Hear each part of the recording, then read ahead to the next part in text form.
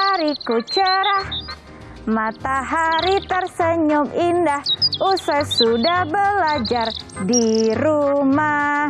Kini ku kembali ke sekolah. Tong, mau kemana lo? Sekolah, Mak. Sekolah sih sekolah, tapi ya kagak pakai celana tidur juga kali. Lupa. Akhirnya masa pembelajaran tatap muka digelar kembali per Senin kemarin tanggal 30 Agustus 2021. Setelah sekian lama pembelajaran jarak jauh diberlakukan, gak heran ya kalau anak-anak pun antusias banget nih pengen ketemu lagi sama guru-gurunya, sama teman-temannya dengan kondisi yang diharapkan kayak dulu. Namun, tunggu dulu, benarkah ini waktu yang tepat untuk memulainya kembali? Kita cek data yang ada. Berdasarkan data lapor COVID-19 tentang pembelajaran dan aktivitas tatap muka di sekolah, pada bulan Juli lalu terdapat 29 laporan yang mayoritas adalah pelanggaran protokol kesehatan.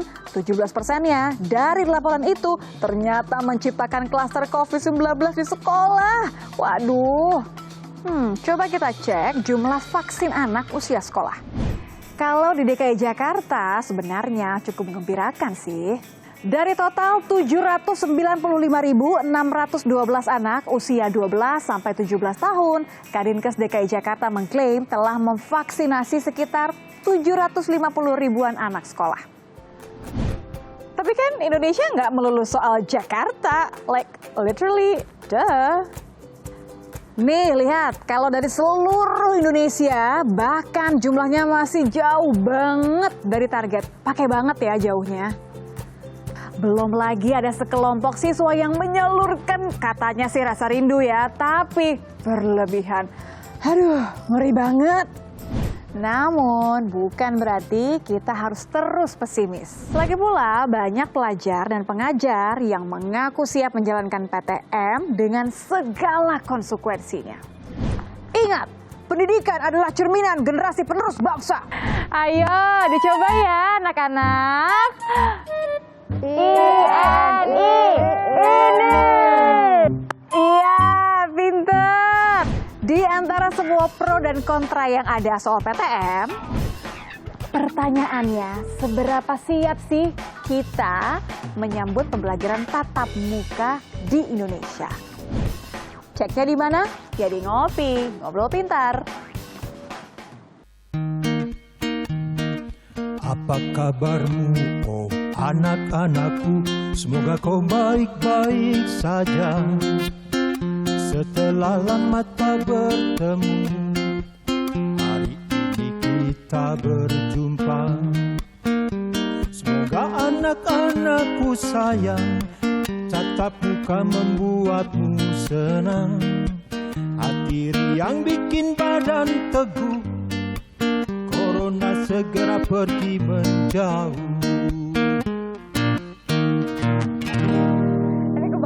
Serunya, bahagianya anak-anak bisa kembali ke sekolah, ketemu sama teman-temannya, karena banyak yang kangen ya Om Jo. Terus pasti ada yang pangling semuanya. Apa tuh? Pipinya makin cabi, badannya makin berisi, itu kan kira-kira. Karena kelamaan di rumah ya. Atau jangan-jangan ada yang ini nih, kayak tadi yang Nitya tampilan sebelumnya, ada yang lupa ganti celana piyamanya. Yang dipakai cuma atas. Karena kan kalau secara daring gitu kan, belajarnya kan cuma kelihatan atas kan, yang baju sekolahnya. Jadi bawahnya lupa ke sekolah gitu kan. Pakai sarung. Lupa ternyata bawahnya masih pakai piyama gitu. Ini jangan-jangan jet lag-nya anak-anak juga masih ada. Tapi Om Jo, Nitya ingin bahas tidak hanya sekedar transisi kebiasaan tadi ya, perubahan-perubahan tadi, tapi juga masalah keamanan. Karena kita tahu bahwa pembelajaran tatap muka di tengah pandemi COVID-19 yang masih berlangsung, ini kan sedikit banyak membuat orang tua dan guru pasti degup jantungnya ini kayak deg-deg banget gitu kan ya. Khawatir sekali. Nah, kita mencoba untuk menakar sebenarnya apa yang bisa membuat lega, apa yang harus tetap waspada. Ini Tia mau undang langsung kalau begitu. Sudah ada Mas Diki Budiman selaku epidemiolog dan juga Ibu Nini Setiani Kusumaningrum. Ini Ibu Guru kelas 4 SD Negeri 09 Palmerah. Assalamualaikum Ibu Guru, Bu Nini, Mas Diki. Waalaikumsalam. Saya kalau ngelihat Bu Nini ini cerah ceria karena memang wah akhirnya ketemu lagi sama murid-murid setelah sekian lama, lebih dari 1 tahun akhirnya bisa berjumpa lagi. Sesenang itukah Bu Nini atau sebenarnya ini ada senyum-senyum? Aduh, agak-agak khawatir gitu ya. Kalau senyumnya Mas Diki ini kan beda nih kayaknya. Dia mau mengartikan senyumnya Mas Diki ini nanti dulu. Kita cross-check dulu ke senyumnya Bu Nini. Bu Nini, senyumnya ini senyum apa? Senyum lega, senyum ceria, atau senyum kita jalani saja dulu? Iya. Kecemasan kalau kata Om Jo. Senyum kebahagiaan ya Mbak ya. Senyum kangen sama anak-anak murid karena sudah lama tidak berjumpa. Kangen bisa ketemu langsung gitu ya, karena pasti rasanya beda ya Bu. Jadi seperti orang pacaran aja ya, kalau udah jangka waktunya lama, sudah tidak berjumpa. Rindu tiap hari bertemu, gitu ya. anak ya. Jadi rasanya itu benar-benar kangen yang akhirnya bisa terlampiaskan. Terobati. Ya, ya. Tapi kan ketemuannya juga nggak ketemuan dalam kondisi normal ya Bu Nini ya. Pertama semuanya harus pakai masker. Mau masuk kelas aja prosesnya panjang. Di kelasnya juga sebentar. Nggak bisa terlalu ngobrol lama-lama. Ini kan minggu pertama baru kita coba, terutama untuk di wilayah-wilayah memang sudah level 3 diizinkan oleh kepala daerah. Sejauh ini seminggu terakhir gimana pembelajaran tatap muka ini berjalan? Untuk sekarang adalah hari keempat pelaksanaan pembelajaran tatap muka. Untuk hari ini di hari Kamis, kami melaksanakan penyemprotan untuk ruang-ruang kelas dan lingkungan sekolah. Untuk hari Senin, Rabu, dan Jumat kami kembali lagi bertatap muka bertemu. Jadi selang-seling ya Bu ya? Iya betul. Khusus untuk saya, guru kelas 4, kami bertatap muka dengan peserta didik di setiap hari Senin. Seperti yang tadi sudah disampaikan ya, walaupun dengan waktu yang sedikit, tapi karena bertatap muka itu hasilnya kami pikir lebih maksimal. Dengan adanya visualisasi, bertemu, kemudian kata-kata, dengan verbal, kami berjumpa. Jadi segalanya itu langsung terasa lebih dekat dibandingkan kita pembelajaran secara daring. Jadi kalau untuk efektivitas pembelajarannya sepertinya ada nilai tambahnya gitu ya Bu Nini ya. Ya. Tapi kalau dari segi prokesnya gimana Bu? Maksudnya ini ya kita tentu tidak bisa berharap banyak sama anak-anak begitu ya. Sejauh ini gimana mereka menjalankan semua aturan-aturan itu? Iya betul. Untuk yang pertama, kesiapan secara kebersihan dari peserta didik. Mulai dari awal pada saat masuk di pintu gerbang, pemeriksaan cek kesehatan.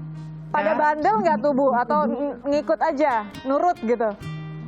Oh enggak sih, jadi memang kami bersama dengan komite sekolah sama-sama berperan aktif, tidak hanya menyerahkan kebersihan dan kesehatannya kepada pihak sekolah, tapi kami mengingatkan kembali kepada orang tua untuk sama-sama tetap mengeratkan prokesnya, tetap jangan sampai longgar, terutama pada saat mereka di rumah, ya. Jadi satu paket kalau ya. Itu benar-benar diingatkan untuk menggunakan masker. Oke. Ya, Diti kalau melihat kan tentu harapannya pasti bisa berjalan dengan baik. Tapi Mas Diki, ini mengartikan senyumnya Mas Diki yang tadi ketika pertama kali dirimu mendengar bahwa akan dimulai PPKM, was that surprising? Apakah mengejutkan yang wah gitu, kayaknya nggak pas nih gitu? Sebetulnya saya senang ya, senang, tapi juga dengan perlu saya harus selalu melihat ya bagaimana penerapan manajemen risiko lah ya, antaranya adalah protokol kesehatan. Karena bagaimanapun begini, sekolah itu adalah institusi penting gitu ya. Institusi yang dalam setiap sejarah pandemi ya, dan belum berubah loh sampai sekarang ya, saya sampaikan dalam strategi setiap negara termasuk Indonesia. Saya menyusun strategi Pandemic Preparedness Plan Indonesia 2008. Itu semua negara juga sama saat itu pasca SARS ya. Itu salah satu statement yang ada di situ, selain bahwa kita harus fokus pada kesehatan, itu pertama yang lagi rame-rame dulu kan, mana kesehatan ekonomi. Kedua, sekolah itu adalah institusi yang paling belakang ditutup ketika pandemi terjadi, dan paling awal Dibuka ketika pandemi membaik. Oh, jadi nggak setelah mall ya? Bukan, salah kaprah gitu.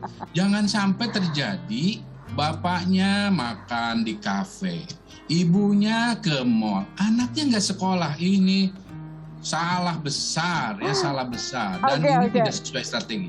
Mas Diki, tapi kan bagaimana dok tadi kan memastikan protokol kesehatan yang memang baru berjalan 1 minggu sih, tapi apa yang bisa kita waspadai lah kurang lebih, karena kan guru-guru juga masih mengejar untuk fully vaccinated gitu kan, anak-anak juga tidak semuanya sudah divaksinasi. Kita akan bahas nanti usai jeda ya, sebentar lagi ya Bu Nini. Mas Diki tetap bersama Nitya. Semuanya hampir 100% setuju hadir ke sekolah.